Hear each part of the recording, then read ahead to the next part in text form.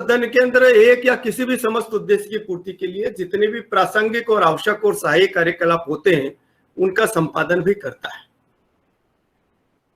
इंद्रप्रस्थ सदन केंद्र की बहुत बड़ी लंबी यात्रा नहीं है, तो भी इस छोटी सी यात्रा के अंदर इसने 3 राष्ट्रीय संगोष्ठियों का आयोजन अभी तक किया है।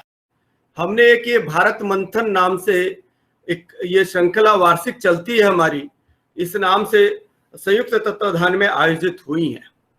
इन राष्ट्रीय संगोष्ठियों में अभी तक 350-400 से भी अधिक शोध लेखों का वाचन हो चुका है और इनको हम पुस्तक रूप में भी प्रकाशित कर रहे हैं। इंद्रप्रस्थ सदन के अंदर इसके साथ साथ विचार गोष्ठियों में जैसे कुछ विषय जो मैं आपके सामने रखूं, जैसे अल्पसंख्यकवाद और राजनीति, अभिव्यक्ति की स्वतंत्रता और देशभक्ति, गीता और अर्थशास्त्र, नव साम्यवाद और राष्ट्रीयता, राम जन्मभूमि, न्यायालय, राजनीति और आस्था, भारत में विज्ञान की उज्जवल परंपरा इत्यादि विषयों पर की गई है। एक हम वार्षिक प्रेरक संवाद भी आयोजन करते हैं। इन प्रेरक संवादों में कुछ जैसे रहे तो जैसे अटल जी की स्मृति में व्याख्यान, भारतीय भाषाओं का राष्ट्र को योगदान, सिविल सेवा में चयनित विद्यार्थियों के साथ अनुभव कथन, उन विद्यार्थियों का जो सिविल सेवा में जाना चाहते हैं उनके साथ, दलित चिंतन और जम्मू कश्मीर आदि से जुड़े हुए विषयों पर कुछ प्रेरक संवाद भी किए गए हैं। इसके अलावा काव्य गोष्ठी और प्रतिवर्ष कार्यकर्ताओं के लिए प्रशिक्षण और कार्यशाला का आयोजन भी इंद्रप्रस्थ सदन केंद्र के द्वारा किया जाता है। अभी वर्तमान में देखा जाए तो लॉकडाउन के दौरान हम 35 से 40 विषयों पर, विभिन्न विषयों पर विभिन्न विशेषज्ञों और विद्वत्तजनों के साथ हमारे विषयों का प्रतिपादन हुआ है, उनका सानिध्य हमें प्राप्त हुआ है। अभी तक की कुछ 4 पुस्तकें युवा समाज निर्माण में भूमिका, दलित अनुसूचित जाति, एक और वार्ता, पर्यावरण चिंतन, तमिलनाडु का गौरव, ऐसे 4 पुस्तकें अभी तक आ चुकी हैं। 2 पुस्तकें हमारी अभी आने वाली हैं। इसके अतिरिक्त अनेक प्रकार की भित्ति चित्र, प्रदर्शनी आदियों का निर्माण भी इंद्रप्रस्थ सदन केंद्र विभिन्न विषयों पर करता रहता है। इंद्रप्रस्थ सदन केंद्र का एक संदर्भ पुस्तकालय जनकपुरी में है, उसके अंतर्गत लगभग संदर्भ पुस्तकें 3000 से ज्यादा वहां पर उपलब्ध हैं। एक और ही बात कि 5 जुलाई को पहली त्रैमासिक पत्रिका का भी एक विमोचन हुआ। हमारी एक शोध पत्रिका इंद्रप्रस्थ शोध संदर्श करके एक पत्रिका का भी इंद्रप्रस्थ सदन केंद्र निकालता है, जिसके अंतर्गत शोध लेख, अंतर्दृष्टि, पुस्तक समीक्षा और विविधा श्रेणी के अंतर्गत विभिन्न विचारों पर या पक्षों पर विचार आमंत्रित करते हैं और उस पत्रिका में स्थान दिया जाता है। क्योंकि समय की मर्यादा को ध्यान में रखते हुए अंत में मैं आप सबसे ये निवेदन करूंगा कि इंद्रप्रस्थ सदन केंद्र सदैव समाज में रहने वाले प्रबुद्ध एवं सक्रिय जनों की भागीदारी की अपेक्षा रखता है तथा भारत विश्व गुरु बने इस पावन विचार को लेकर चला है। आप सभी से यही आग्रह है कि इस पवित्र कार्य में अध्ययन केंद्र के साथ जुड़कर भारत को विश्व गुरु बनाने में अपना महत्वपूर्ण योगदान दे। धन्यवाद। सभी भाई बहनों को भाव भरा प्रणाम। परम पूज्य गुरुदेव परमवंदनीय माता जी के दिव्य सानिध्य में आज का जो ये पुनीत और पावन अवसर है, जब चौधरी चरण सिंह विश्वविद्यालय और इंद्रप्रस्थ अध्ययन केंद्र के संयुक्त प्रयास के द्वारा एक अत्यंत ही महत्वपूर्ण विषय पर, सनातन संस्कृति एवं योग, इस विषय पर एक गंभीर परिचर्चा का आयोजन किया जा रहा है।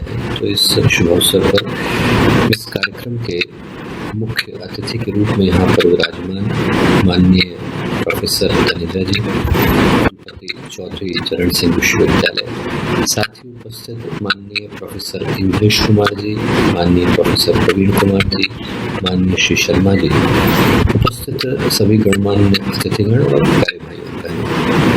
तो एक अत्यंत ही महत्वपूर्ण चिंतन, योग का चिंतन इस भारत की भूमि से जन्म लेकर के आया है। इस विषय पर कुछ कहूँ तो उससे पूर्व मुझे स्वामी विवेकानंद के जीवन का एक घटनाक्रम स्मरण आता है। 15 जनवरी 1897 का दिन था। एक लंबी पाश्चात्य देशों की यात्रा के उपरांत स्वामी विवेकानंद भारत लौट कर के आए। उन दिनों में कोलंबो भारत का हिस्सा हुआ करता था और जैसे ही उनका जहाज कोलंबो की धरती पर आकर के लगा तो उनकी जो ख्याति थी, यश कीर्ति, वो पूरे भारत भर में तक पहुंच चुके थे। तो विवेकानंद को देखने के लिए, स्वामी विवेकानंद को पास से देखने के लिए, उनको छूने के लिए, उनको स्पर्श करने के लिए, उनकी बातों को सुनने के लिए लगभग पूरा का पूरा शहर उमड़ सा पड़ा और हजारों की भीड़ कोलंबो के पोर्ट पर इकट्ठी हो गई। वहां पर एक स्वागत सभा का आयोजन किया गया। तो जो स्वागत सभा के अध्यक्ष थे उन्होंने स्वामी विवेकानंद का स्वागत किया और करने के उपरांत उनने स्वामी जी से एक प्रश्न पूछा।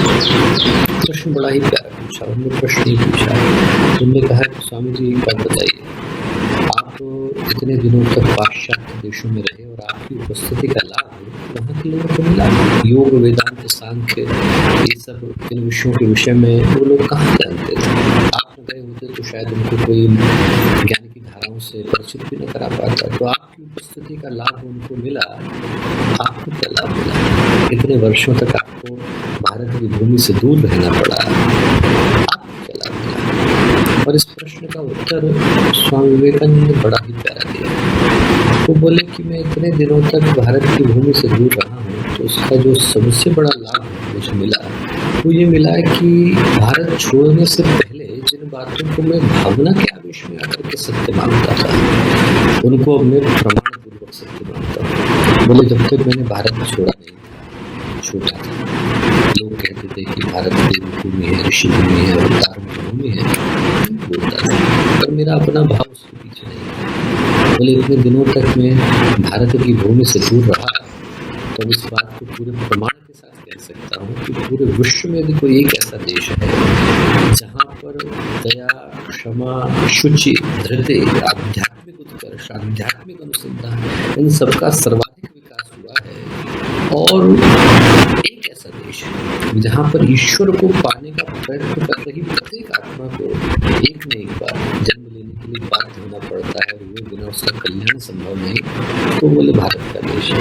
और आज नहीं तो कल वो बोले इसी भारत के देश से ज्ञान की वो धारा फिर से बहेंगी, जिनके प्रकाश में ये विश्व अपने आप को कृतार्थ महसूस करेगा। और वो बात आज से चाहे 124 वर्ष पहले कही गई, कहते हैं योगस्य चित्तवृत्ति निरोधा, चित्त की वृत्तियों की शुद्धि की जो व्यवस्था है वो योग की व्यवस्था है। और जो प्राप्त कर ले तदा दृष्टि स्वरूप व्यवस्था है। तो जो साधक है वो अपने मूल स्वरूप में प्रतिष्ठित होकर ईश्वरीय चेतना से एकाकार हो जाता है। और नहीं करे तो वृत्ति सारूप में तरफ जहाँ मन भटकाता है वहाँ भटकता रहता है, एक नहीं अनेकों जन्म। ठीक वैसा ही है जैसे हम बार बार एक ही पिक्चर को देखने के लिए बैठे और ये सोचें इसका अंत थोड़ा अलग हो जाएगा। अंत कैसे अलग होगा? अंत तो अलग, यदि हमारी अभिप्सा है तो अलग अंत के लिए पिक्चर बदलनी पड़ेगी, कॉपीज बदलना पड़ेगा। उसी सिनेमा हॉल में वही पिक्चर बार बार देखने से अंत एक ही जैसा होता है। एक ही गलती को बार बार दोहराने से, उन्हीं पापों को बार बार करने से, कर्मों का भार बार बार बढ़ाने से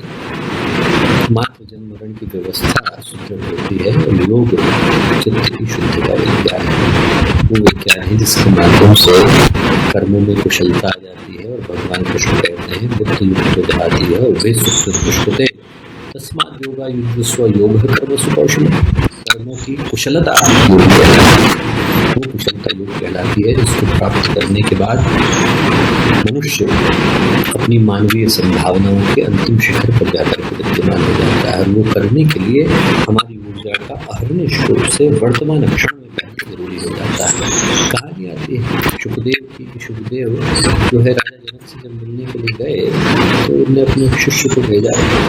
उन्होंने सुना था कि राजा जनक विदेह है, कमल पत्र राजा होते हुए भी योग के अंदर आरूढ़ रहते हैं। तो उनका शिष्य जब गया मिलने के लिए तो उन्होंने देखा हल्ला गुल्ला चल रहा है और हल्ले गुल्ले के बीच में राजा जनक स्थिर चित्त बैठे, स्थित प्रज्ञ की तरह से अपने चित्त के अंदर विद्यमान है। तो उन्होंने पूछा मुझसे कि इतने हल्ले गुल्ले में साहब आप इतने शांति का पालन कैसे करते हैं? तो वो बोले कि प्रश्न का उत्तर देना है। पर एक काम करिए, आप एक राउंड जरा मेरे राजधानी का लगाइए, देख के आइए उसमें क्या क्या है। ठीक है साहब, शिष्य बोले होकर के आता हूँ, देख लेता हूँ, शाम को बात करेंगे। ठीक है, जाने लगे तो उन्होंने एक तेल का प्याला उनको दिया, बोले देखिए लबालब भरा हुआ है, ऊपर तक आया हुआ है, एक फूल भी यदि इसकी गिरी तो आपके पीछे एक सिपाही चल रहा है, गर्दन काट देगा, इसको लेकर के जाइए, राजधानी लेकर के आइए। कई 9 घंटे बाद बोलते, जनक ने उनसे पूछा कि ऋषिवर क्या देखा? बोले क्या देखता साहब, राजधानी नहीं देख पाया, आपका तेल का प्याला देखता रहा। बोले क्यों? बोले मृत्यु कभी भी आ सकती थी। जनक बोले बस ऐसा ही मेरे साथ, मुझे पता है कि कोई भी क्षण अंतिम क्षण हो सकता है, इसलिए दृष्टि हमेशा योग के अंदर आरूढ़ रहती है। इस योग की अभिकल्पना सनातन संस्कृति ने भी योग मानवीय संभावना में कर सका है। वो कर्म की शुद्धि का विज्ञान है, वो चित्त की शुद्धि का मार्ग है, तो वो मार्ग है जिसके माध्यम से व्यक्ति इसी जीवन के भीतर ईश्वरीय सत्ता से एकाकार होने के शाश्वत सत्य को सिद्ध कर पाता है। यही प्रार्थना सभी जनों से मेरी होगी कि आज के इस कार्यक्रम के माध्यम से हम संस्कृति के उसे अंतिम सर्वोच्च पवित्रतम गौरवशाली समृद्धतम शिखर को छू पाने का माध्यम बन सके, ऐसी ही शुभकामनाएं समस्त गायत्री परिवार की ओर से, जिनके करोड़ों परिजन भारत ही नहीं बल्कि विश्व के कोने कोने में विद्यमान है, उनकी ओर से अनेकों शुभकामनाएं। चौथे चरण सिंह विश्वविद्यालय को और इंद्रप्रस्थ अध्ययन केंद्र को माननीय प्रोफेसर प्रवीण कुमार जी और जितने भी विद्युत वहाँ पर उपस्थित हैं, जिनके अहर्निश प्रयासों के माध्यम से आज की ये कार्यशाला साकार रूप ले सकी है, उन सबको बहुत सारी मंगल कामनाएं प्रेषित करता हूँ। परमात्मा करे कि आज का कार्यक्रम आप सबके जीवन में नूतन प्रकाश को पैदा करने वाला हो, नई संभावनाओं का अवतरण आपके जीवन में हो। ऐसी शुभकामनाएं, ऐसी मंगल कामनाएं। धन्यवाद डॉक्टर पन्या पांड्या जी, आपने चिन्मय पांड्या जी के माध्यम से हमें जो आशीष वचन दिए।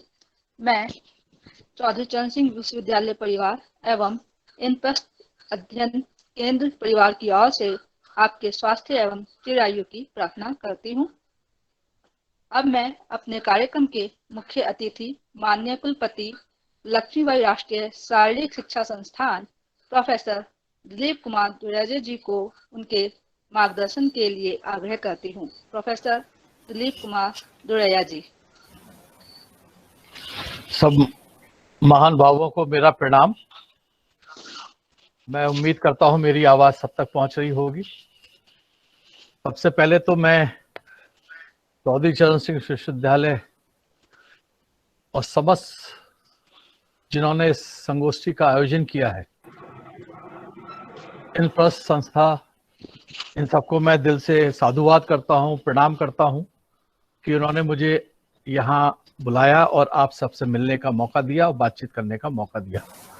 डॉक्टर प्रवीण से जब मेरी कल बात हो रही थी तो उन्होंने मुझसे कहा कि आपको कोविड-19 महामारी के ऊपर योग और नेचुरोपैथी के द्वारा कैसे प्रबंध और उपचार हो सकते हैं उस पर थोड़ा बहुत बोलना है। तो मैं उसी को अभी बताने की कोशिश करूंगा। योग मेरे विचार से एक विचार है जो हमारे संस्कारों को ना सिर्फ याद दिलाता है बल्कि जोड़ कर रखता है। हमें रोजाना योग सिर्फ स्वस्थ रहने के लिए ही नहीं करना चाहिए बल्कि मन, तन, दृष्टिकोण, विचारों की शुद्धता के लिए भी ना सिर्फ रोज योग करना चाहिए बल्कि जीवन के हर पल में अपनाना चाहिए।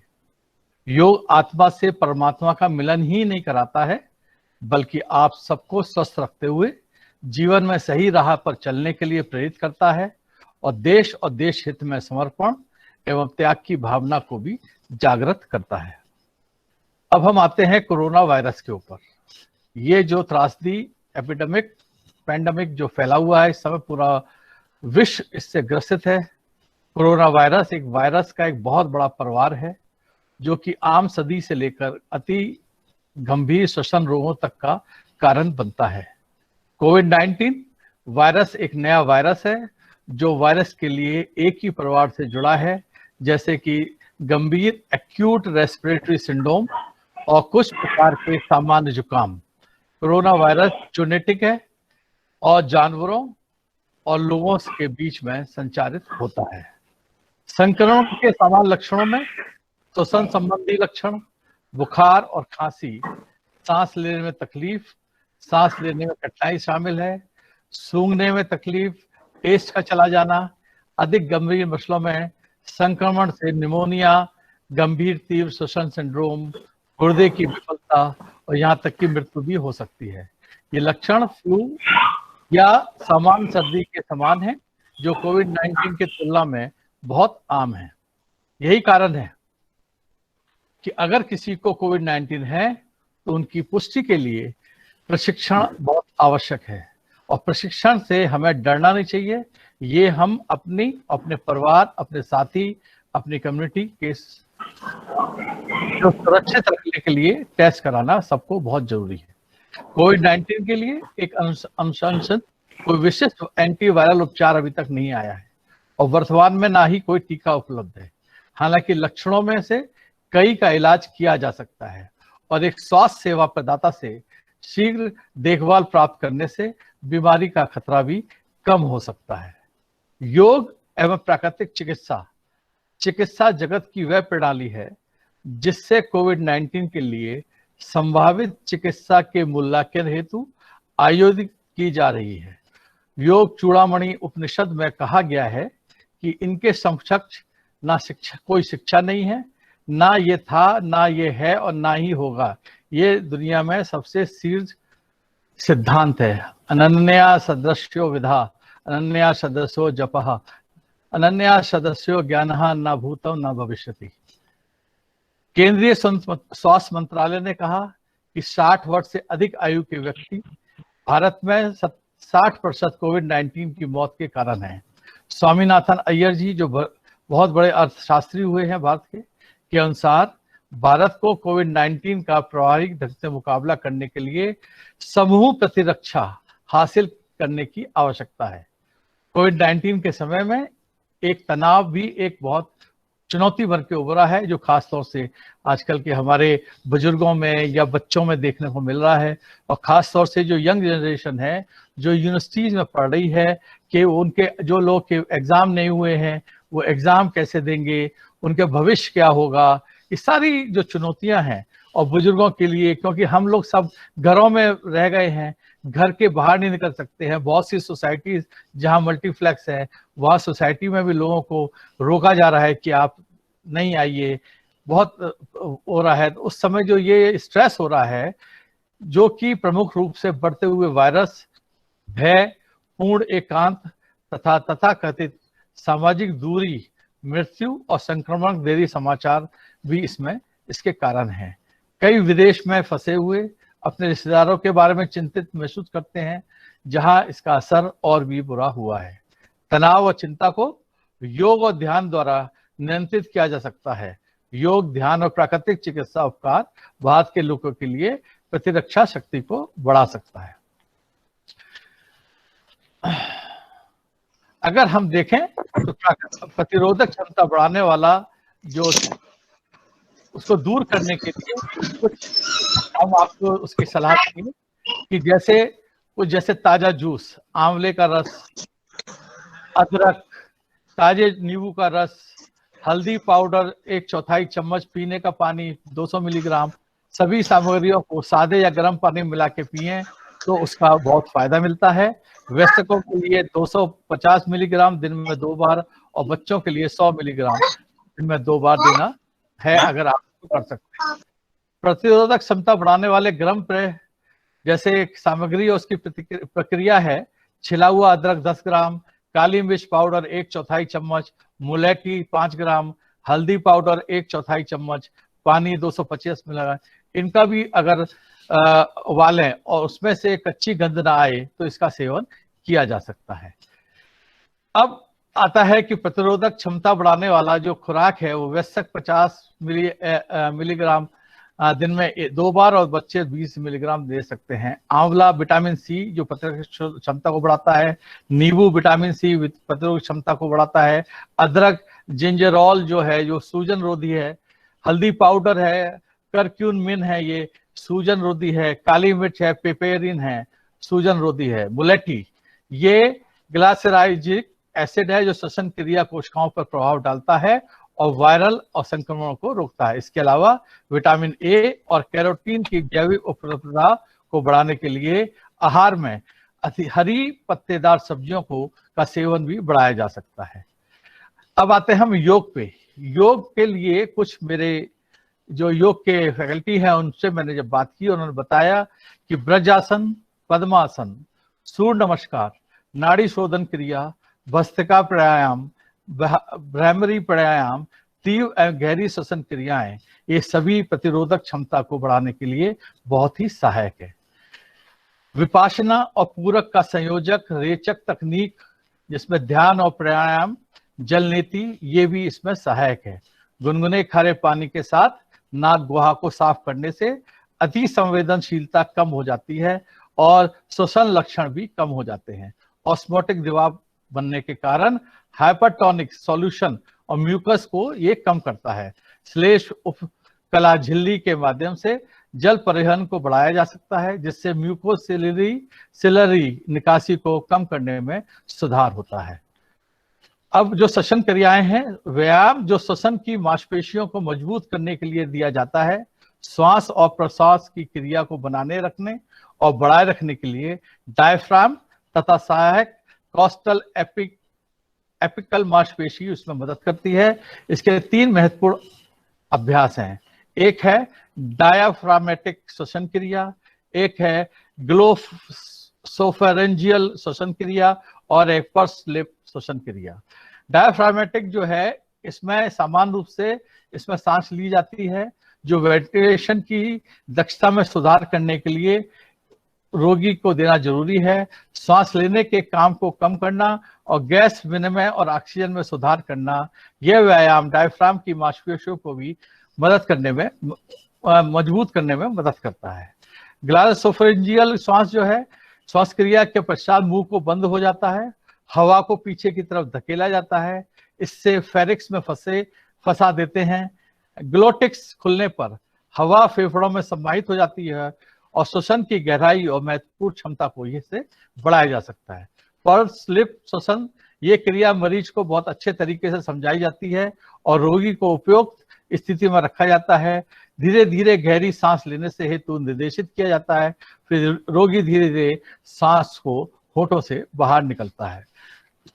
गर्म पानी का सेवन, सादे गुनगुने पानी या चाय के पानी से गरारे करना, चेस्ट पैक जो छाती लपेट बोलते हैं, 20-30 मिनट्स तक फेफड़े के कार्यों में अगर हम पैक कर रहे हैं अपने यहाँ पे तो उसको सुधार मिलता है। पानी से, स्वच्छ पानी से आंखों को धोना। सूर्य स्नान बहुत जरूरी है। प्रतिदिन सुबह शाम 15 से 20 मिनट के लिए सूर्य स्नान लेना चाहिए, जब ढलती हुई सुबह शाम हो या सुबह अर्ली मॉर्निंग, जिससे कि श्वसन तथा संक्रमण रोगों जैसी अन्य बीमारियों से सुरक्षा प्रदान की जा सकती है और विटामिन डी का संश्लेषण करता है जिससे कि जीवाणु और वायरस से मुकाबला करने में ये सहायक होता है। अब हम आते हैं एरोमा थेरेपी पे।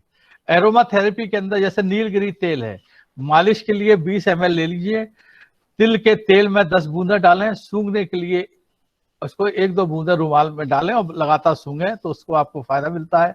पुदीना का तेल मालिश के लिए 20 ml तिल के तेल में 10 बूंदा डालें, सूंघने के लिए 1-2 बूंदा रुमाल में डालें। अजवाइन तेल मालिश के लिए 20 तेल के बूंदा डालें, 10 बूंदा डालें और उससे अपने साथ ही साथ हाथ पैरों में भी मालिश करें और तेल में भी तेल मालिश करें। आपको उपवास करने के दिन से 5 दिन के लिए नींबू और पानी और शहद के साथ आपको उपवास भी आप कर सकते हैं। आयुर्वेदिक अगर उपाय देखते हैं हम तो चमनप्राश अगर हम लेते हैं 1 चम्मच सुबह के समय, मधुमेह के रोगियों के शुगर फ्री चमनप्राश लेना चाहिए, ये ध्यान रखें। काढ़ा जो है तुलसी, दालचीनी, काली मिर्च, अदरक, मुनक्का दिन में 1 या 2 बार गुड़ के साथ या ताजे नींबू का रस स्वाद के लिए आवश्यक हो तो लेना चाहिए। गोल्डन मिर्च आधा चम्मच, हल्दी पाउडर 150 मिलीग्राम गर्म दूध में दिन में 1 से 2 बार लेने में भी आपको उससे फायदा मिलता है। मसाले जैसे हल्दी, जीरा, धनिया, लहसुन खाना पकाने में आवश्यक रूप से लें, जिससे कि आपके स्वास्थ्य में ये बहुत फर्क डालता है। नाक का अनुपयोग, तिल का तेल या नारियल का तेल दोनों नाक में 2-2 बूंद सुबह शाम डालना चाहिए। ऑयल पुलिंग थेरेपी, बड़ा चम्मच तिल और नारियल का तेल को मुंह में लें और 2 से 3 मिनट के लिए मुंह में अच्छे से घुमाएं और उसको बाहर निकाल दें। इससे भी आपको फायदा मिलता है। एक चीज और मैं बताऊंगा, हमारे पद्मधर्म पुराण के अनुसार किसी भी घर में, जहाँ गांव में या जंगल में तुलसी होती है, वहां ना तो दुर्गति होती है और ना ही बांध का अगलाव होता है। जिसकी दिशा में हवा तुलसी की सुगंध के साथ जाती है, दशों दिशाएं शुद्ध हो जाती हैं। हे मुनिश्रेष्ठ, जो घर में तुलसी की जड़ बनी हुई है, उसी घर में सभी देवता शिव और हरिशिव निवास करते हैं। तो कोरोना वायरस से बचने के लिए अपने घर में तुलसी का पौधा लगाएं और वायरस से बचने का सोचें। अब लास्ट में मैं अपने समय का प्रभाव है, इसलिए मैं लास्ट में 2-3 चीजें बता के खत्म करता हूं कि हम जो लोग बीमार हैं उनके संपर्क में ना जाएं। बीमारी को रोक लेने का अच्छा तरीका है खराब वेंटिलेशन स्थान और जन समूह वाले स्थान पे जाने से बचें। जन समूह में बाहर निकलते समय हमेशा मास्क का उपयोग करें। 20 सेकंड के लिए साबुन और पानी में बार बार हाथ धोएं। एल्कोहल हैंड सैनिटाइजर का उपयोग करें। खासकर समय अपने मुंह पे रूमाल या कपड़ा रखें। दरवाजे की कुंडी, स्विच और या रेल या सार्वजनिक जगहों पे कम स्पर्श करें। दस्तानों का उपयोग करें, जिससे वायरस का संक्रमण सीमित रहता है। अगर भीड़ की जगह जाते हैं तो कपड़ों को डिटर्जेंट घोल में डुबोकर धोए, अच्छे से नहा लें और बाहर वाली चप्पल को भी घर के बाहर उतार दें। इसके साथ ही मैं अपना निष्कर्ष देता हूं कि दिए गए साहित्य के आधार पे योग और प्राकृतिक चिकित्सा प्रणाली उन लोगों के लिए प्रभावी हो सकती है जो कि कोरोना के संक्रमित हैं, उनके परिवार, संक्रमित लोगों के उपचार में लगे श्रमिक, स्वास्थ्यकर्ता तथा उनके परिवार और पड़ोस के लोग, आवश्यक सेवाओं, उनके परिवार के श्रमिकों, डॉक्टरों, छात्रों, शिक्षकों, अधिकारियों, सब आम लोगों को स्वास्थ्य प्रदान करने वाले जो लोग हैं उनको इसका इस्तेमाल करना चाहिए और मैं सोचता हूं उनको इसका फायदा जरूर मिलेगा और हम जरूर कोरोना पे विजय प्राप्त कर सकेंगे। मैं सबको एक बार फिर और खास तौर से सारे अतिथिगण जो बहुत ही आदरणीय है, परम आदरणीय है, जिन्होंने अपना जीवन देश सेवा के लगाया है, उनको सबको प्रणाम करता हूं, साधुवाद करता हूं। धन्यवाद। जय हिंद, जय भारत। धन्यवाद सर, आपने बहुत ही सटीक शब्दों में उन सभी औषधियों का नाम लिया है जो अमूमन हमारे घरों में ही उपलब्ध हो जाती है। अब मैं समय जाया न करते हुए हम सबके परम आदरणीय अभिभावक समान डॉक्टर इंद्रेश कुमार भाई साहब को उनके मार्गदर्शन के लिए आग्रह करती हूँ। माननीय इंद्रेश कुमार भाई साहब जी की निरोगता का सरल एवं अचूक मार्ग है। पिछले सैकड़ों हजारों वर्षों से भारत योग को दुनिया के अंदर धीमी गति से ले जा रहा था। हर देश में इसका कम अधिक स्वागत भी था। अकस्मात वर्तमान भारत के होनहार यशस्वी प्रधानमंत्री श्री नरेंद्र मोदी ने जब विश्व के सामने योग के लिए आह्वान किया तो आश्चर्यजनक परिणाम था। 194 देशों में से 176 देशों ने सहज सरल स्वीकार्यता दी और कुछ ही दिनों में पूरे विश्व की किसी भी जातीय, भाषाई, भौगोलिक, परंपरा और मत पंथ का समाज था, उन सब ने योग को स्वीकार कर लिया। किसी देश में या भारत में कुछ जो लेफ्ट वेस्ट और फंडामेंटलिज्म से प्रभावित लोग थे, उन्होंने जरूर प्रलाप किया और 21 जून योग विश्व दिवस के रूप में प्रतिष्ठित हो गया। आज योग विश्व के अंदर सर्वमान्य निरोगता का मार्ग है।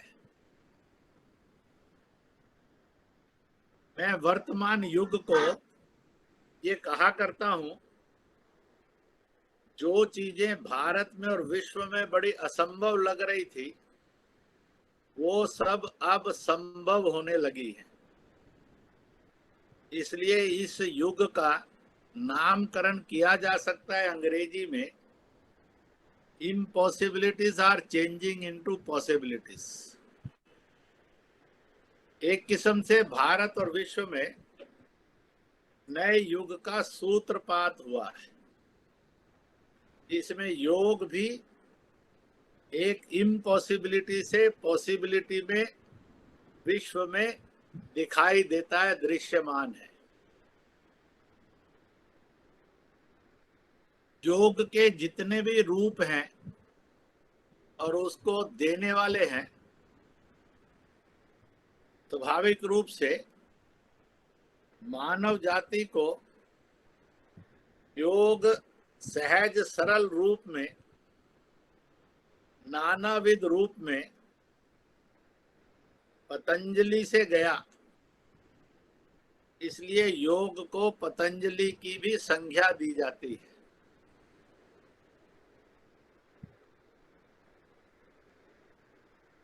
इसमें कोई दो मत नहीं है।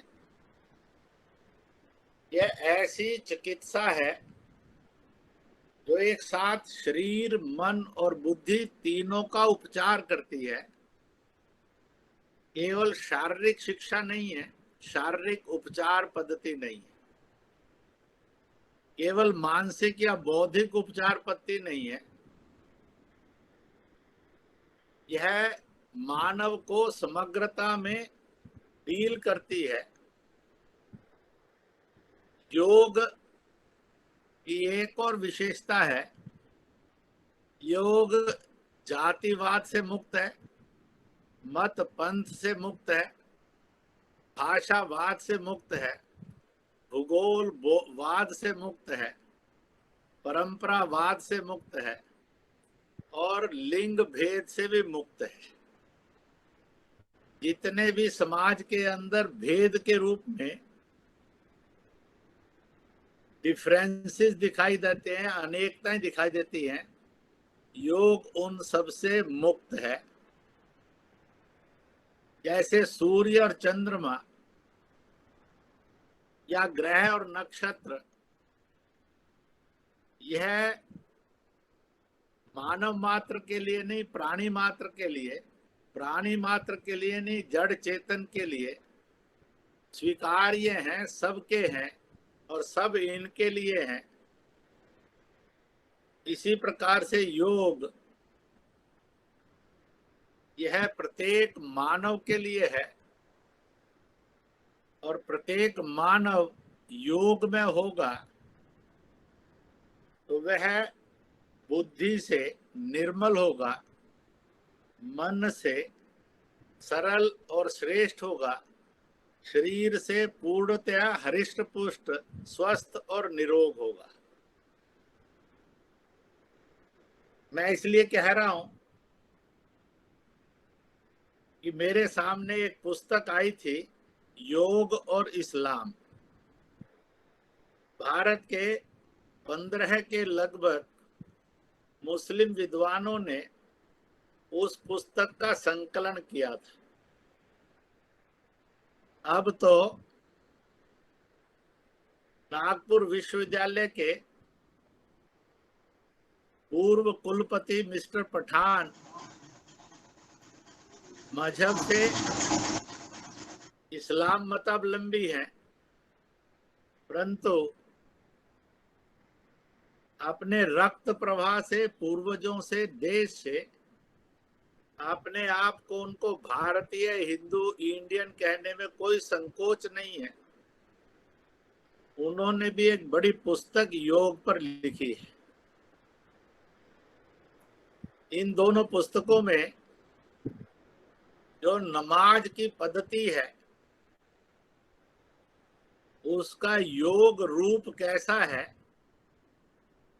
इसलिए वो शरीर मन बुद्धि को कैसे निर्मल बनाने का काम करती है। अगर उस समय शरीर को नियंत्रित रखें, बुद्धि को भटकने नहीं दें, मन इधर उधर हिले डुले नहीं, तो वह कैसे ईश्वरीय वरदान बनता है। उसकी सारी स्थितियां वह योग का ही अंग है, योग का ही रूप है।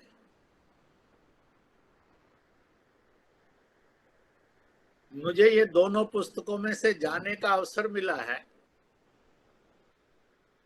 और इनको लिखने लिखवाने की प्रेरणा में भी मेरा थोड़ा बहुत योगदान भी रहा है।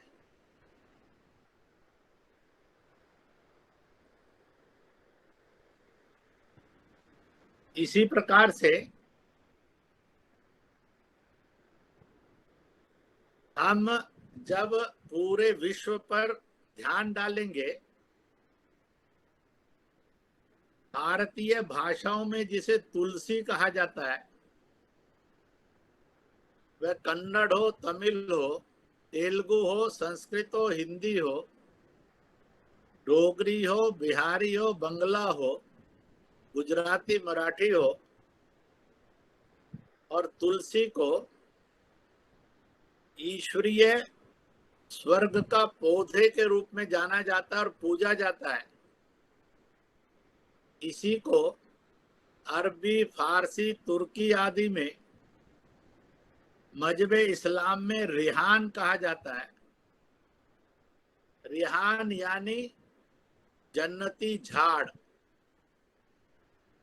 यह इस्लाम के अंदर सहज सरल उपलब्ध है और इसलिए बच्चे और बच्चियों के नाम में सर्वाधिक नाम रेहान और रेहाना पाए जाते हैं। यानी जो जन्नतीय झाड़ है, जन्नत का पौधा है इस रूप में।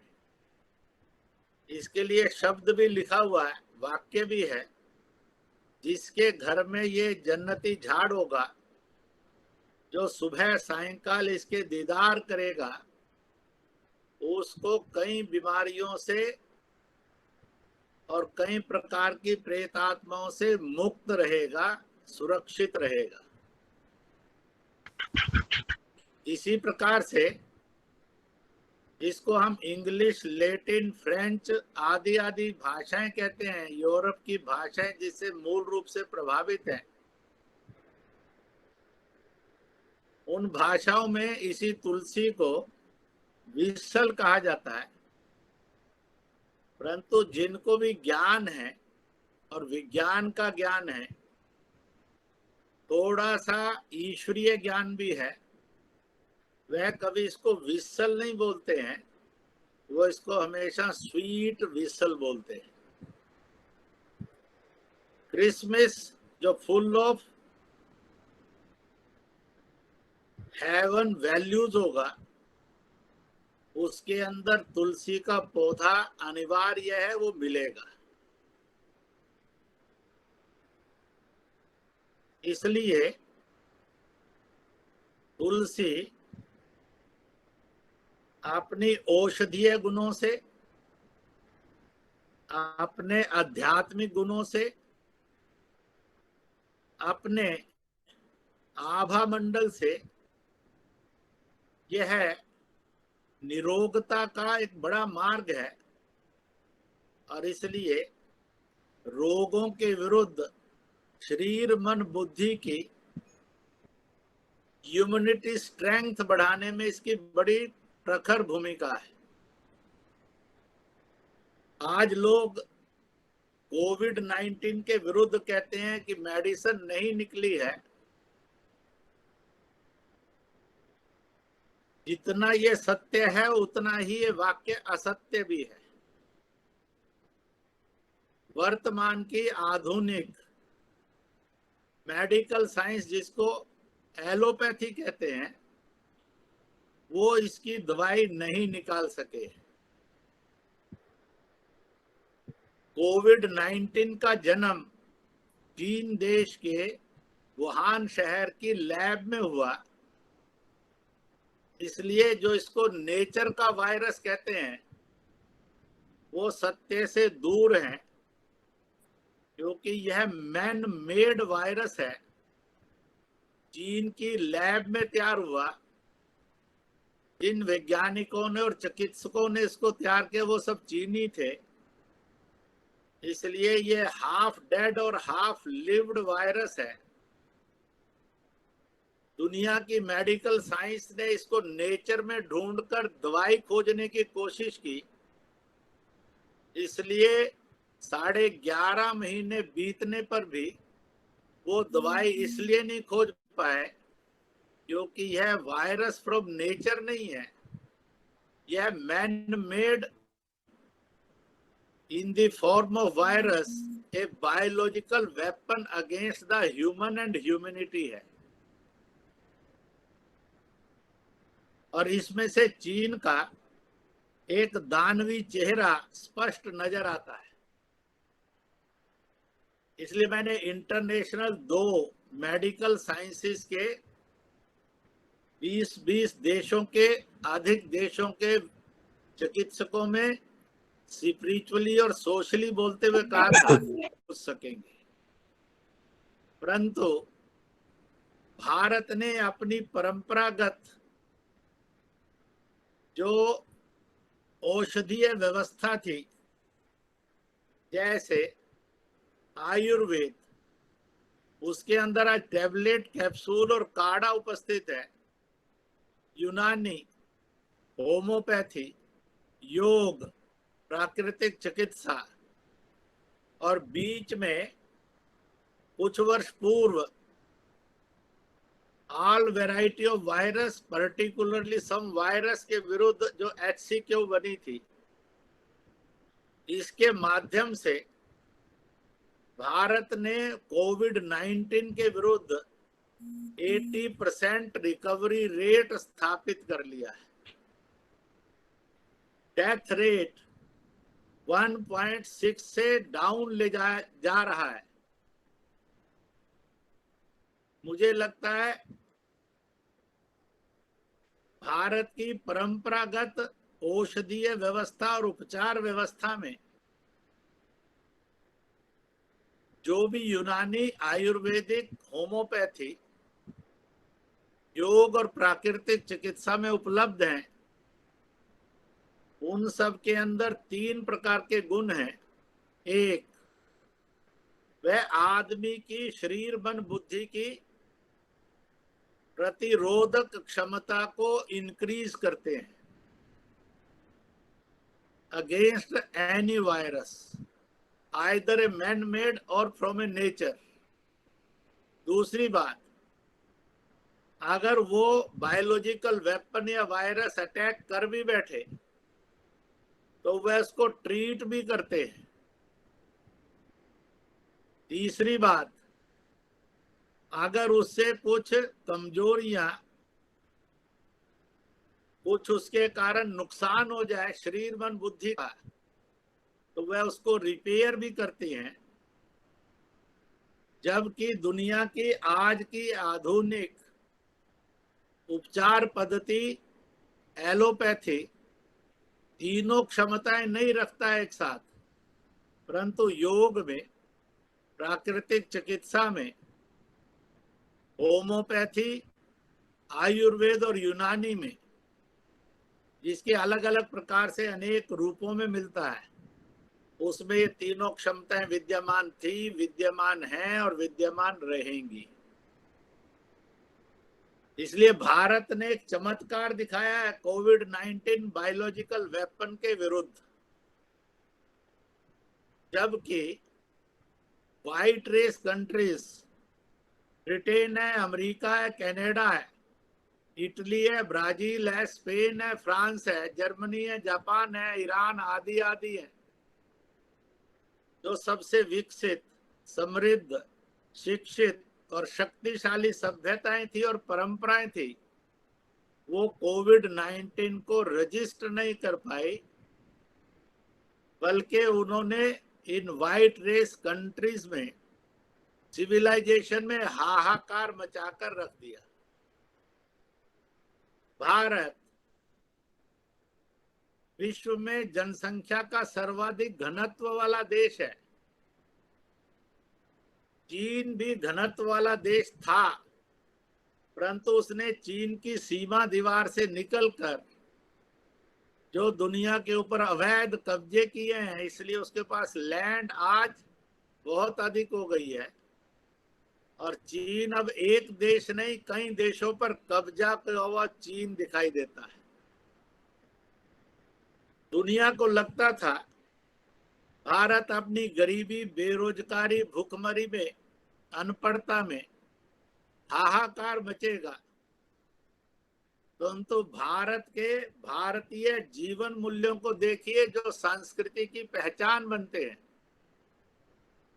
पूरे विश्व में कोविड-19, अन्य बीमारियां और भूख से मौत हुई है। भारत की सरकार ने और जनता ने मिलकर कोविड-19 के विरुद्ध एक आर्मी की रचना की। स्वास्थ्य योद्धा, स्वच्छता योद्धा, रक्षक योद्धा, समाज सेवी योद्धा, और इन चारों ने मिलकर हर गरीब के घर को अन्न से भर दिया। जहां भी कोई था उसके पास रोटी लेकर पहुंचे, रिस्क जान हथेली पर रखकर। और आज विश्व को इस सनातन जीवन मूल्यों के सामने प्रणाम करना महत्वपूर्ण हो गया है कि भारत ने इस 7 महीना जब कोरोना की हाहाकार थी, कुल 11.5 महीने के समय में भूख से एक भी आदमी की मौत नहीं होने दी गई। इसलिए भारत के यह सांस्कृतिक जीवन मूल्यों को बधाई है विश्व की भी, और हम सबको भी इसको स्मरण करना चाहिए। We are the only nation, we are the only society, we are the only values जिन्होंने भारत में भूख से मौत इस समय में नहीं होने दी, और जिसके लिए आप सब भी बहुत बहुत बधाई के पात्र हैं। हमने चीजों को समझने और जानने में कभी गलती नहीं करनी चाहिए। वर्तमान के उस परिवेश को भी समझना चाहिए। केवल भूतकाल में जीवित रहकर वर्तमान को आंकलन नहीं करते रहना चाहिए, क्योंकि वर्तमान कभी कभी बड़ी तेज गति से बढ़ता है। और इसलिए विश्व का दानवीय चेहरा चीन है, विश्व का मानवीय चेहरा भारत है। कोविड-19 के विरुद्ध मास्क सहित सैनिटाइजर अल्कोहल वाला है। आज बड़ा अच्छा लगता है, परंतु मैंने वैज्ञानिकों से पूछा, 1 साल इसका भारी उपयोग करने के बाद शरीर, मन, बुद्धि पर कोई और प्रभाव तो नहीं आएगा, इसका भी टेस्टिंग कर लेना चाहिए। या फिर आयुर्वेद युक्त औषधियां और साबुन का उपयोग करके हमने कोविड-19 को पछाड़ना चाहिए और मात देनी चाहिए। मैं ये तो नहीं कहूंगा कि आप सैनिटाइजर यूज नहीं करिए, सैनिटाइजर भी यूज करिए, पर आयुर्वेद की और प्राकृतिक चिकित्सा के उन रसों को जरूर हाथ पर लगाइए जो सुगंध भी देंगे, वायरस को मारेंगे भी, और उनकी खुशबू से चीजें भी दूर जाएंगी। इसमें भूल नहीं करनी चाहिए, इसको जरूर करना चाहिए। मेडिकल साइंस आज की कब दवा खोजेगी, शायद अगले 1.5-2 महीनों के बाद कोविड-19 का बायोलॉजिकल वेपन अपनी ताकत खो बैठेगा। मैं क्यों कह रहा हूं? First attack on white race countries, second attack China used Tabligh movement to attack Bharat and Asia. Then he tries his attack on black race countries. तब कोविड-19 की ताकत इतनी घट गई थी, इसलिए ब्लैक रेस कंट्रीज में हाहाकार चीन मचा नहीं सका। भारतीय सनातन संस्कृति वेस्ट और लेफ्ट वर्सेस में कहां खड़ी है? हम जिसे स्वार्थ कहते हैं, जो नरक का मार्ग है, मैं, मेरा परिवार, इसके अधिक कुछ नहीं। मैं, मेरा समाज, लिव एंड लेट लिव। आप भी जियो, दूसरों को जियो, जिसको निस्वार्थ कहते हैं, इससे स्वर्ग की उम्मीद होती है। West, middle east, left, so called other cultures, वो यहां आकर रुक जाती है। भारतीय सनातन संस्कृति यहां आकर रुकती नहीं है। वह तीसरी सीढ़ी पर चढ़ने के लिए मानव को आह्वान करती है। जियो मगर दूसरों के लिए, लिव बट फॉर अदर्स, परमार्थ, जिससे मोक्ष मिलता है।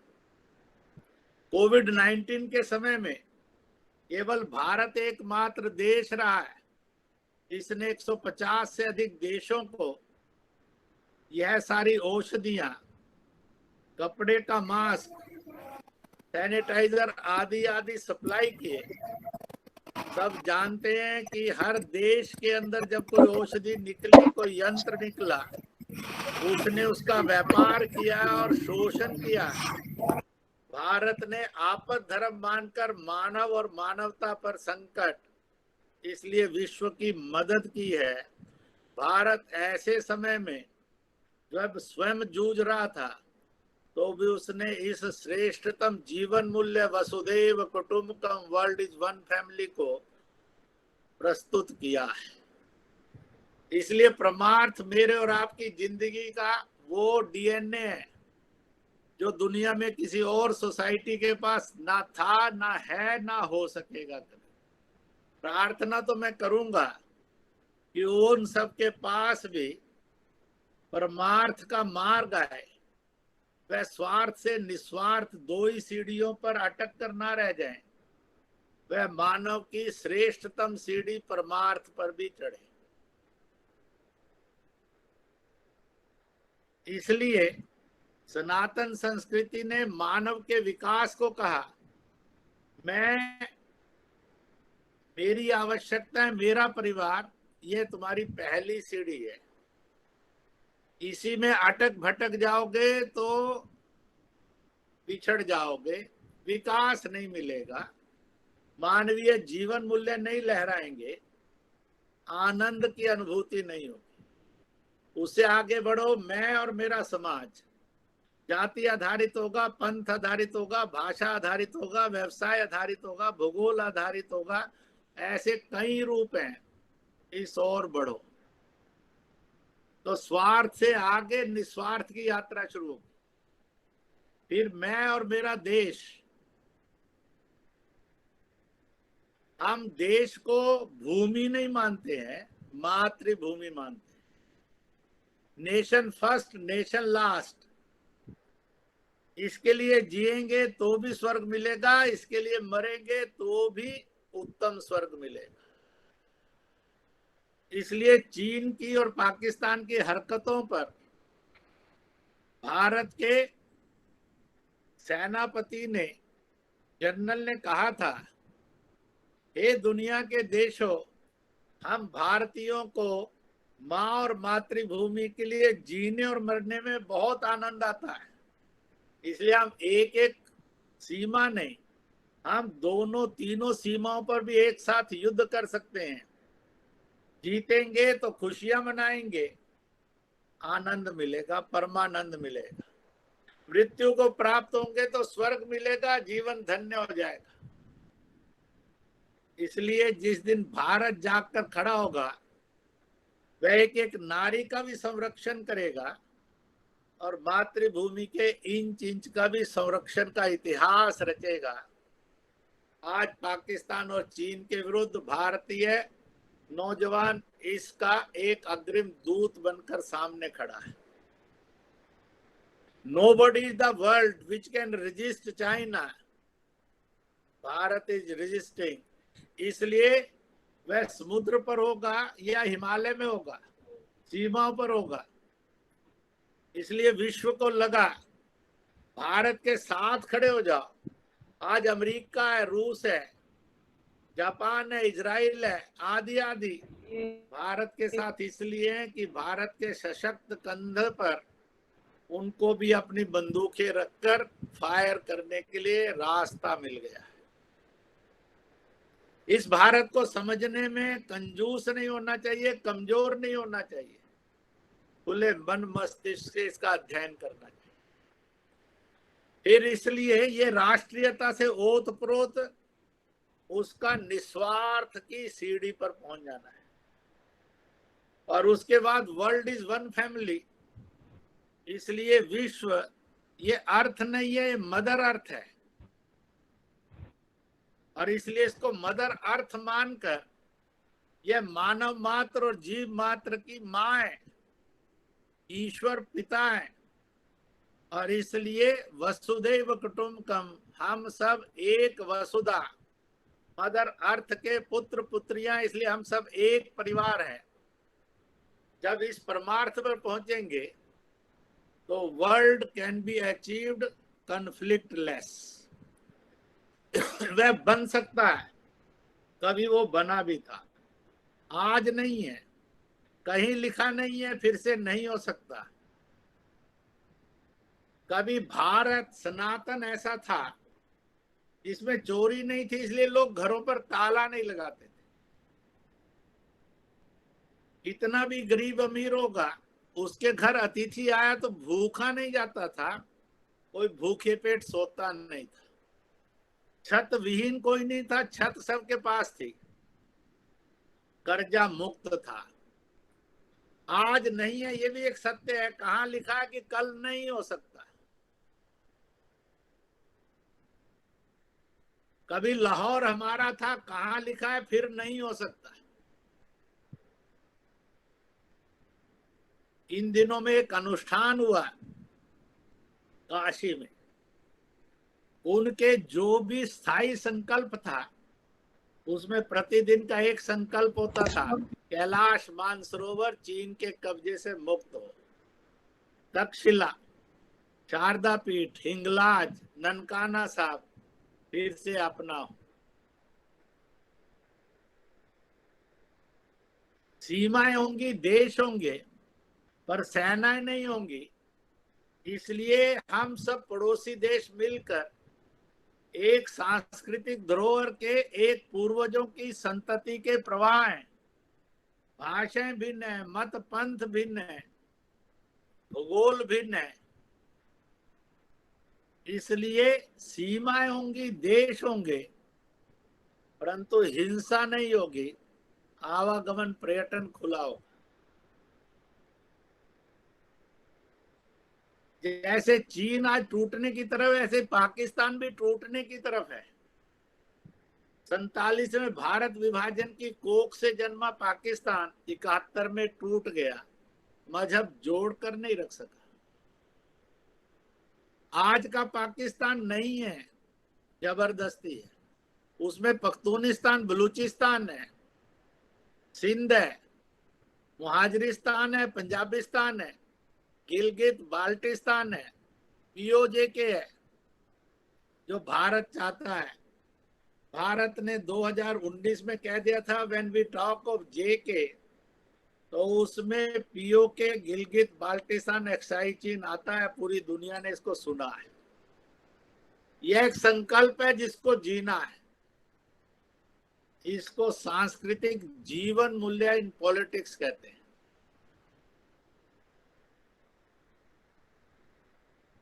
चीन के विस्तारवाद को आर्थिक रूप से रोकने के लिए भारत ने एक सांस्कृतिक जीवन मूल्य का आगाज किया जो बड़ी देर से वेटिंग था, आत्मनिर्भर भारत।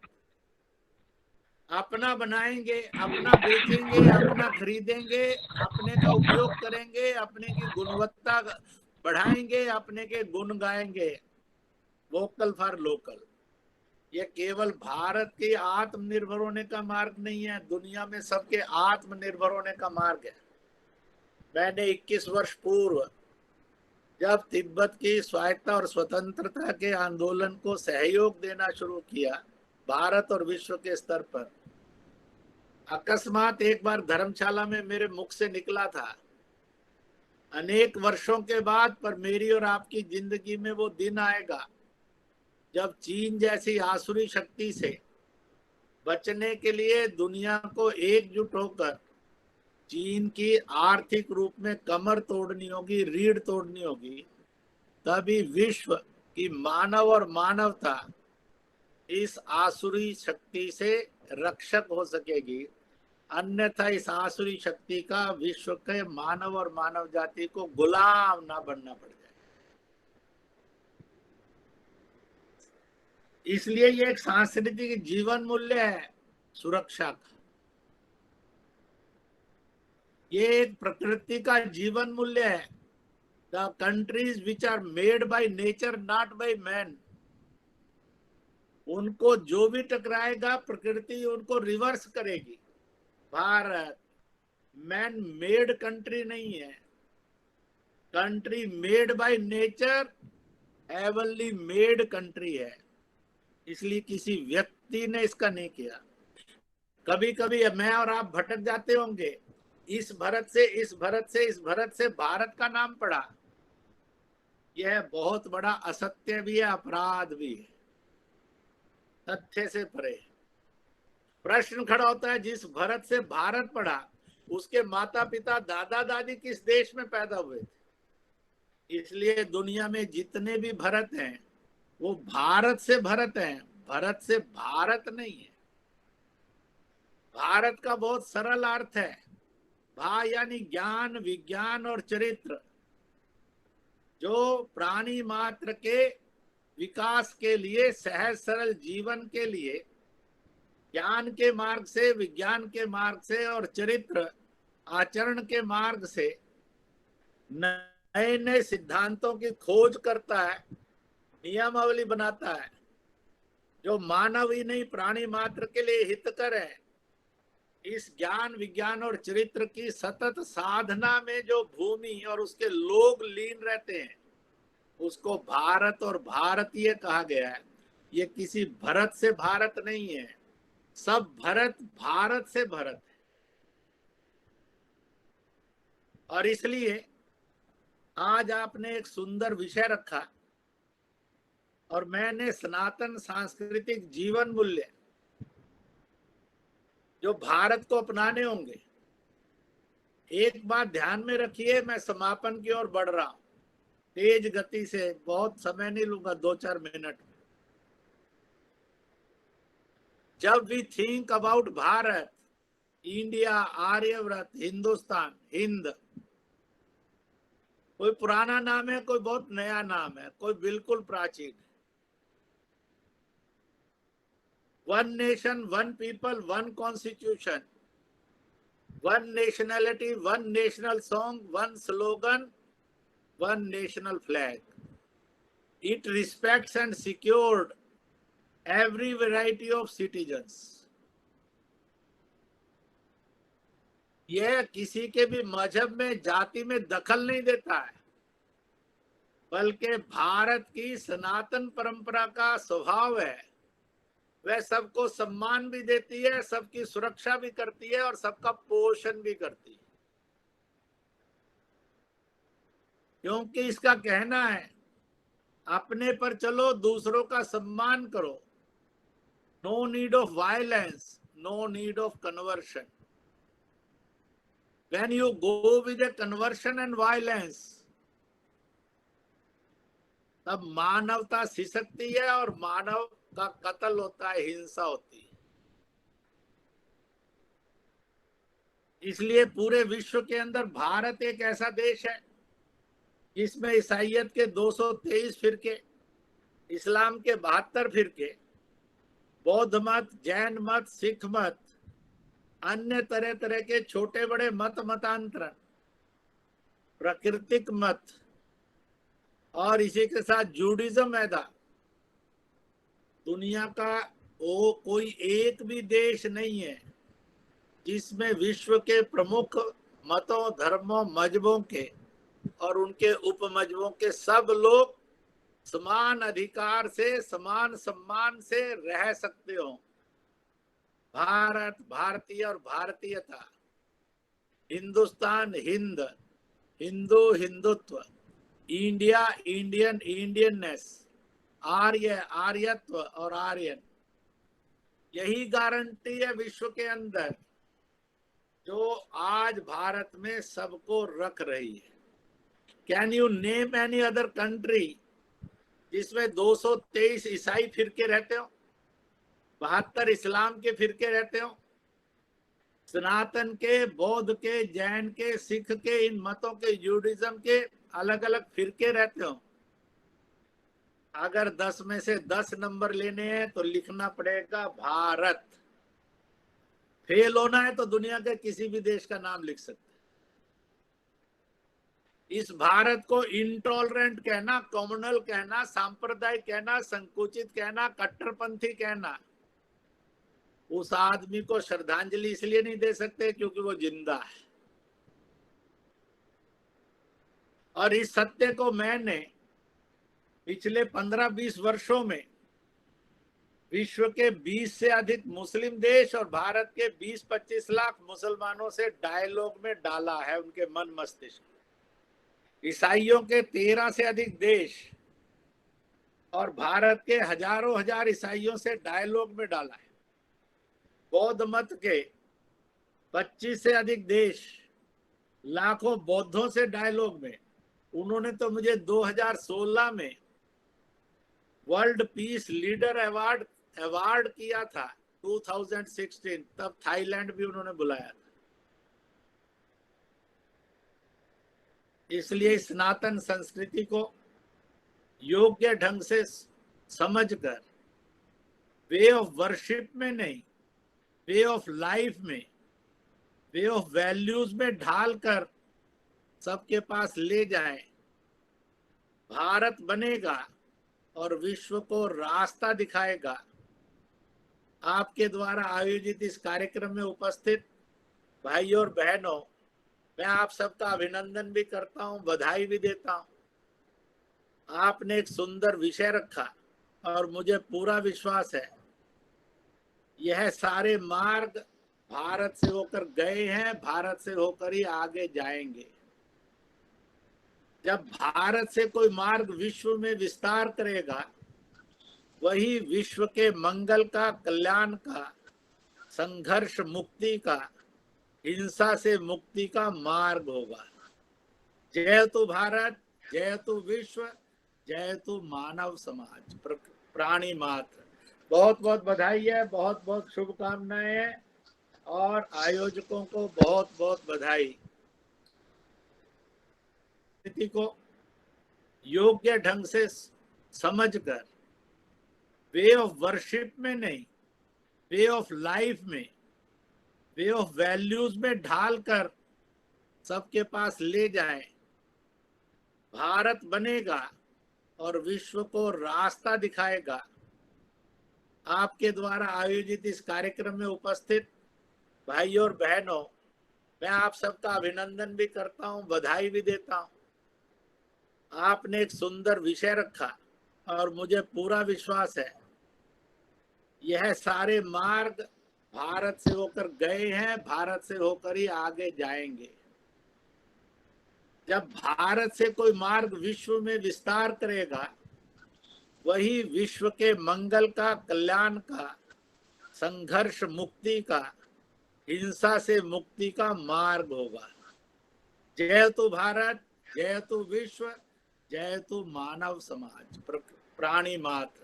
बहुत बहुत बधाई है, बहुत बहुत शुभकामनाएं हैं और आयोजकों को बहुत बहुत बधाई। धन्यवाद भाई साहब। धन्यवाद। आपको जब भी सुनने का मौका मिलता है आप हमें ज्ञान का एक नवीन मार्ग दिखाते हैं और आपने बिल्कुल सत्य कहा।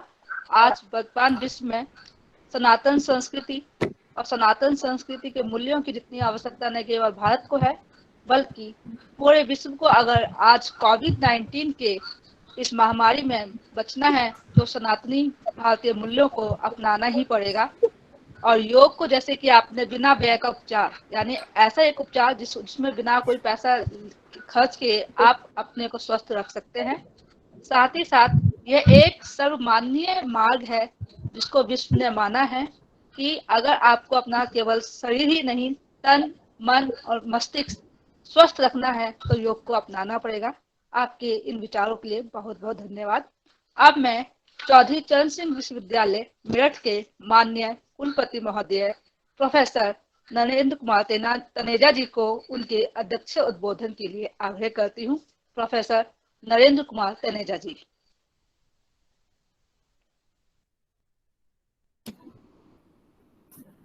धन्यवाद सीमा जी। चौधरी चरण सिंह विश्वविद्यालय मेरठ और इंद्रप्रस्थ अध्ययन संस्थान दिल्ली के संयुक्त तत्वाधान में आयोजित इस महत्वपूर्ण विषय की संगोष्ठी में यहाँ उपस्थित परम श्रद्धेय, परम आदरणीय श्रीमान इंद्रेश कुमार जी,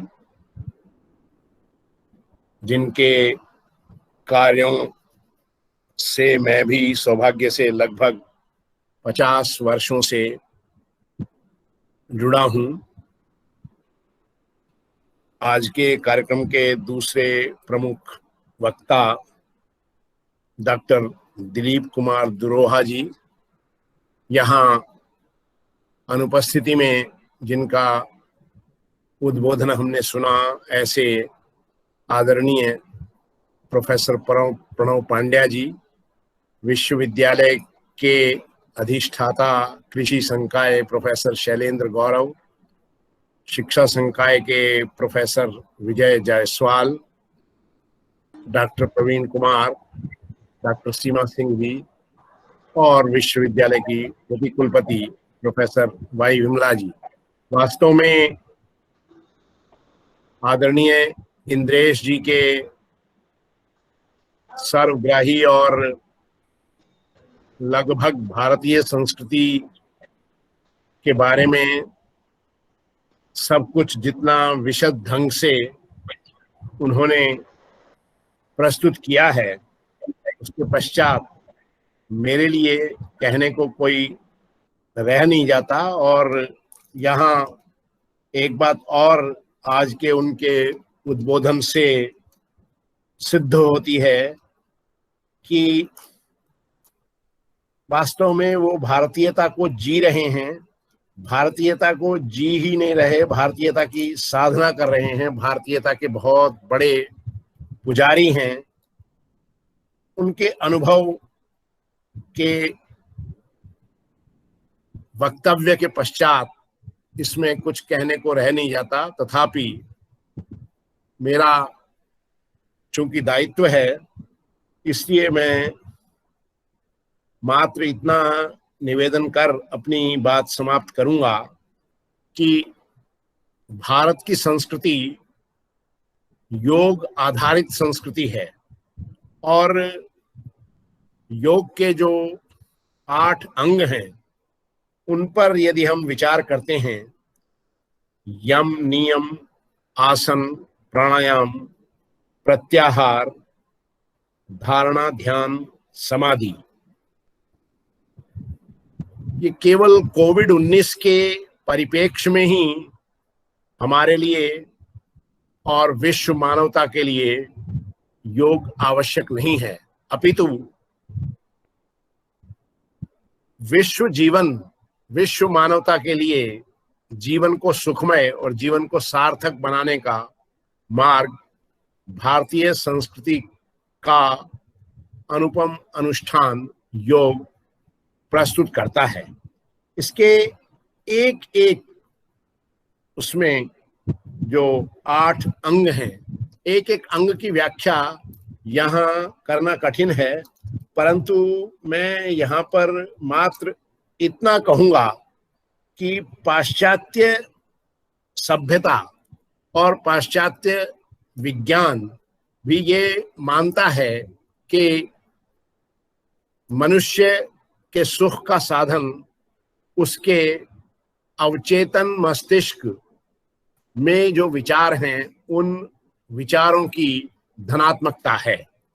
उस दृष्टि से यदि हम देखें तो योगाभ्यास वास्तव में हमारे अवचेतन मस्तिष्क को ही सकारात्मक रूप से प्रभावित करने का एक वैज्ञानिक अधिष्ठान है। अभ्यास शब्द का मैंने उपयोग किया है। योग का केवल अध्ययन करने से कोई व्यक्ति इसका लाभ नहीं प्राप्त कर सकता। और आप देखें कि जितने भी पाश्चात्य चिकित्सा शास्त्र है उसमें जो औषधियां हैं, एंटीबायोटिक औषधियों के बारे में ये कहा जाता है कि it will show its effect after 3 days और आफ्टर 5 days, लेकिन योगाभ्यास ऐसी वैज्ञानिक विधि है जिसका लाभ आपको प्रथम दिन से ही प्राप्त होता है, क्योंकि सर्वाधिक ये आपके अवचेतन मस्तिष्क को प्रभावित करता है। अवचेतन मस्तिष्क को प्रभावित करता है हमारा विचार, और हमारा विचार केवल हमारा सोच नहीं है, हमारे विचार में है हमारा आचार, हमारा व्यवहार। और ये जो यम नियम हैं ये हमें बताते हैं क्या हमें करना चाहिए, क्या हमें नहीं करना चाहिए। फिर आसन और प्राणायाम, इनका प्रतिदिन एक प्रकार से अभ्यास, और अंततोगत्वा धारणा ध्यान के माध्यम से समाधि तक पहुंचना। हमारी संस्कृति, भारतीय संस्कृति ये मानती है कि मनुष्य शरीर, मन, बुद्धि, आत्मा, इन चारों का समुच्चय है। हमारी संस्कृति में आचार, विचार, व्यवहार और आहार, इसकी श्रेष्ठता ही योग हमें सिखाता है।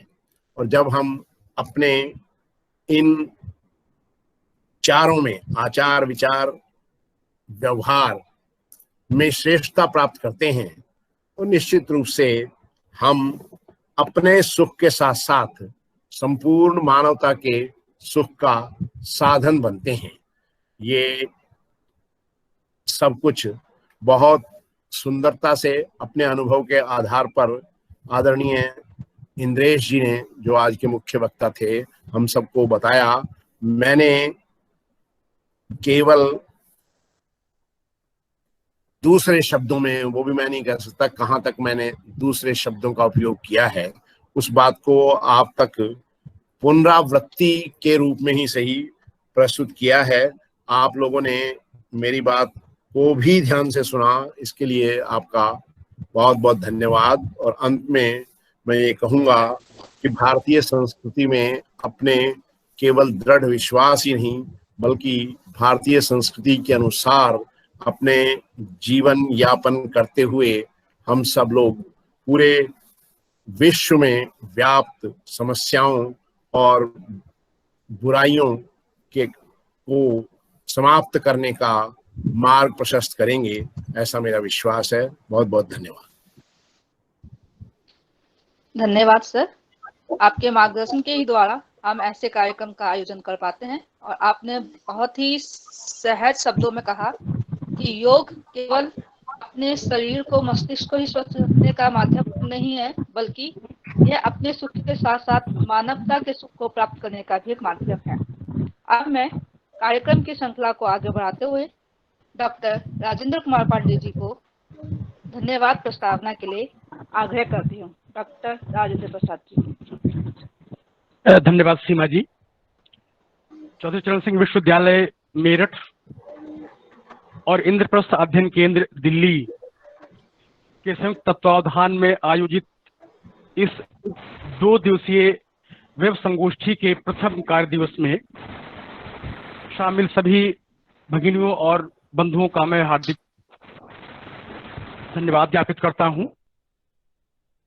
इस श्रृंखला में सर्वप्रथम विश्वविद्यालय के माननीय कुलपति प्रोफेसर नरेंद्र कुमार तनेजा सर, जिनके आशीर्वचनों से और मार्गदर्शन में ऐसे कार्यक्रमों का संयोजन प्रायः हम लोग करते रहते हैं, आपने आज के कार्यक्रम की अध्यक्षता की, सारगर्भित उद्बोधन दिया, इसके लिए आपका हृदय से आभार सर।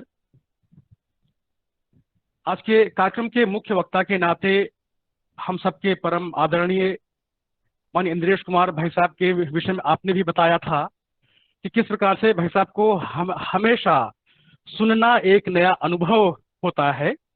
भाई साहब का अत्यधिक प्रवास रहता है, भाई साहब की व्यस्तताएं रहती हैं, परंतु जिन दिव्य दृष्टियों से भाई साहब विषय को प्रतिपादित करते हैं वह हमेशा हम सबके लिए बहुत गौरव करने वाला और आगे का मार्ग प्रशस्त करने वाला रहता है। आज के भी कार्यक्रम में भाई साहब ने सनातन संस्कृति और योग के वैशिष्ट को कोविड-19 के संबंध में जो मार्गदर्शन किया, अद्भुत था वो, उसके लिए भाई साहब का हृदय से आभार। आज के अपने इस कार्यक्रम के विशिष्ट अतिथि के नाते हम सबके समक्ष अपना मार्गदर्शन करने वाले लक्ष्मीबाई राष्ट्रीय शारीरिक शिक्षा विश्वविद्यालय ग्वालियर के माननीय कुलपति प्रोफेसर दिलीप कुमार दुरैया जी ने भी बहुत सारगर्भित उद्बोधन दिया और आपने किस प्रकार से कोविड-19 की चुनौतियों को हम सब भारतीय पारंपरिक चिकित्सा व्यवस्था और विशेषकर योग के माध्यम से हमने इस चुनौती का सफलतापूर्वक मुकाबला किया, इस प्रकार की दृष्टि से आपने जो विषय रखा भाई साहब, इसके लिए आपका बहुत बहुत आभार। अपने देव संस्कृति विश्वविद्यालय हरिद्वार के माननीय कुलाधिपति डॉक्टर पंड्या जी, हालांकि आप अस्वस्थता के कारण उपस्थित नहीं हो सके, परंतु आपके सारगर्भित वक्तव्य को उसी विश्वविद्यालय के प्रतिकुलपति प्रोफेसर चिन्मय जी द्वारा जो हम सबको संदेश प्राप्त हुआ, आशीर्वचन प्राप्त हुआ, उसके लिए आप दोनों महानुभावों का हृदय से आभार व्यक्त करता हूं। इस कार्यक्रम के आयोजन में चौधरी चरण सिंह विश्वविद्यालय मेरठ की तरफ से कई विशिष्ट व्यक्तियों का बहुत महती योगदान रहा है, जिनमें प्रोफेसर वाई बिमला मैडम प्रतिकुलपति, प्रोफेसर शैलेंद्र सिंह गौरव जो कृषि संकाय के संकाय अध्यक्ष हैं, प्रोफेसर विजय जायसवाल जी जो शारीरिक शिक्षा विभाग के आप समन्वयक हैं और इस अपने कार्यक्रम के भी आप बहुत महत्वपूर्ण कड़ी हैं। इसके साथ साथ अन्य सभी विश्वविद्यालय के जो भी छात्र और शिक्षक वृंद इस कार्यक्रम में शामिल हुए हैं, इसका उन्होंने गौरव बढ़ाया है, उन सबका भी मैं हृदय से आभार व्यक्त करता हूं। इंद्रप्रस्थ अध्ययन केंद्र दिल्ली के अपने मार्गदर्शक हम सबके प्रिय माननीय अजय जी भाई साहब, इंद्रप्रस्थ अध्ययन केंद्र के प्रमुख श्रीमान विनोद शर्मा विवेक जी और इस केंद्र से संबद्ध जितने भी कार्यकर्ता सीमा जी हैं, मूलचंद जी हैं, मनीष जी का भी नाम लिया आपने और बहुत सारे अपने कई बंधु मैंने नाम देखा, सब जुड़े हुए हैं और आप सब ने भी इस कार्यक्रम को बहुत महत्वपूर्ण मानते हुए इसमें आपने शामिल हुए, सहभाग किया। विवेक जी भाई साहब ने बहुत सुंदर परिचय प्रस्तुत किया इन अध्ययन केंद्र का, इसके क्रियाकलापों का, जिन लोगों को नहीं पता इसके बारे में, उनको नई दृष्टि मिली, उनको आप सबका भी मैं हृदय से आभार व्यक्त करता हूं।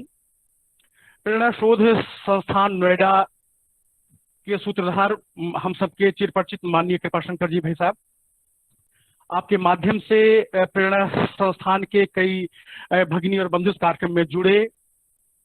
आपके YouTube लाइव चैनल पे इस कार्यक्रम का सजीव प्रसारण हुआ और इस प्रकार इस कार्यक्रम में बहुत महत्वपूर्ण भूमिका निभाने के लिए प्रेरणा शोध संस्थान कृपाशंकर जी भाई साहब और अन्य जो भी बंधु भगिनी इस कार्यक्रम में जुड़े, उन सबका भी मैं हृदय से आभार व्यक्त करता हूं।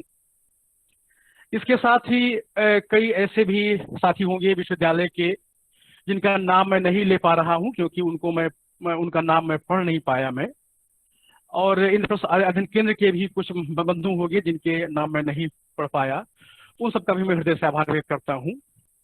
परंतु सबसे महत्वपूर्ण कड़ी इस कार्यक्रम के आयोजन में जो इसके प्रतिभागी रहे हैं, ये देश के विभिन्न हिस्सों से हैं, विभिन्न विश्वविद्यालयों से हैं।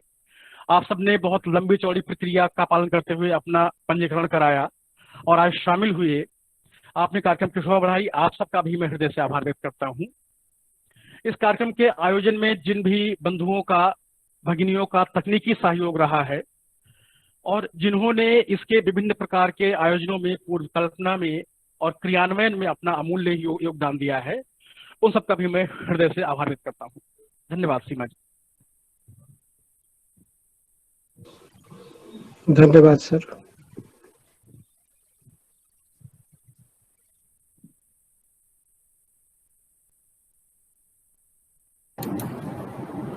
हाँ, लिंक बन पाया। सीमा जी, मनोज जी जी जी जी जी धन्यवाद सर।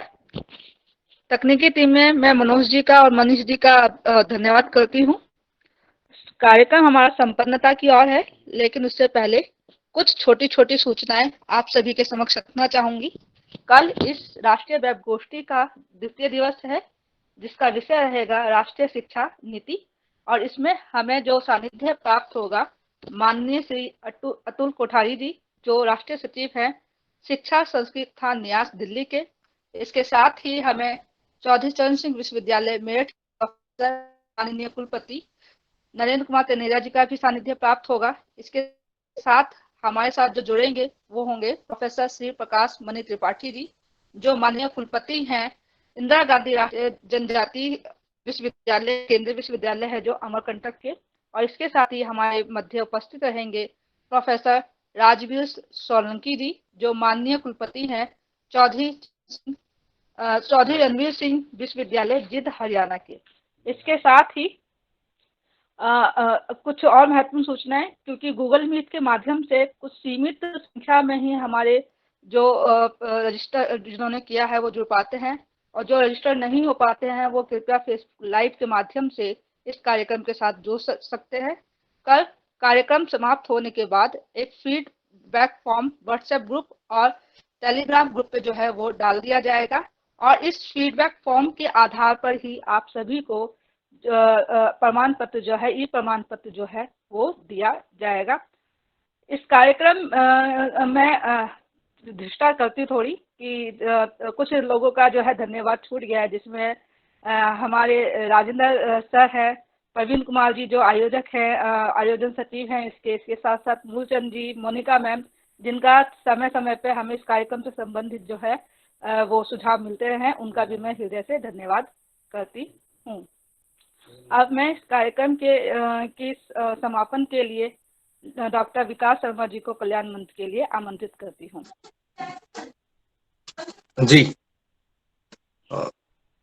सर्वे भवन्तु सुखिनः, सर्वे सन्तु निरामयः, सर्वे भद्राणि पश्यन्तु, मा कश्चित् दुःखभाग् भवेत्। ओम शांति शांति शांति। आप सभी को नमस्कार।